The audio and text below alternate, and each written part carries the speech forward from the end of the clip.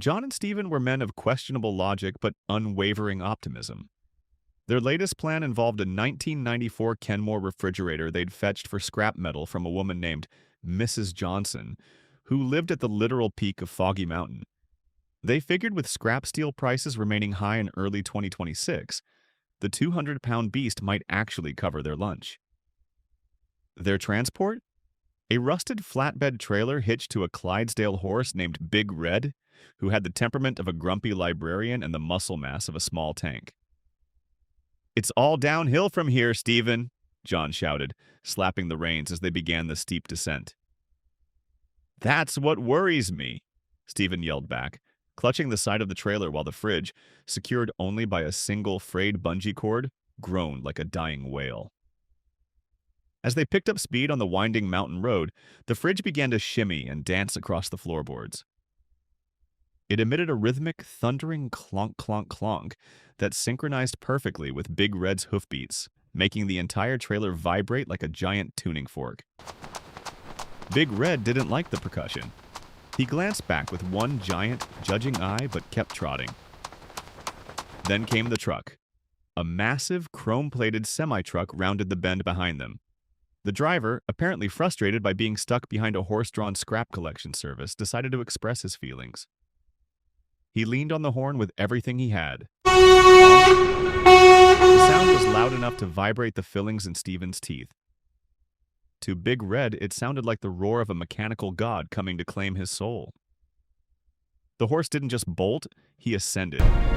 With a neigh that sounded like a slide whistle, Big Red performed a majestic, Olympic-level leap. He cleared the rusted metal guardrail with the grace of a gazelle, dragging the trailer, the men, and the fridge with him into the abyss.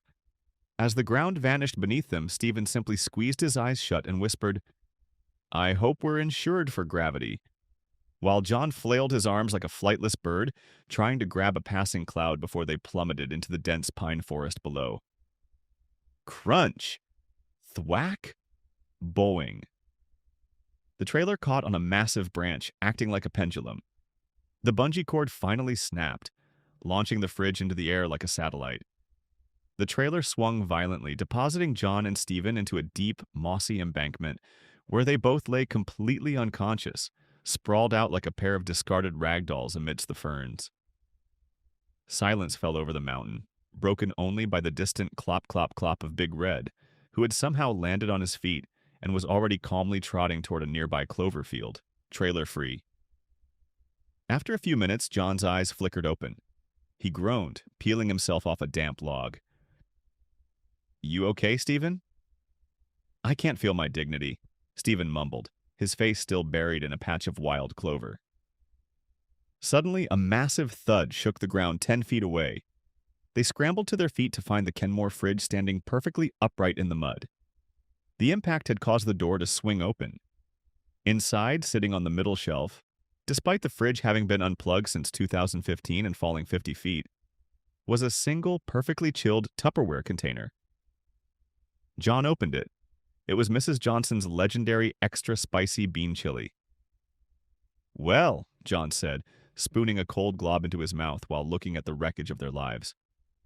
"At least the trip wasn't a total loss. Pass me a cracker." Just then, the fridge door fell off its hinges and crushed John's foot. "Never mind," he squeaked. "Go get the horse."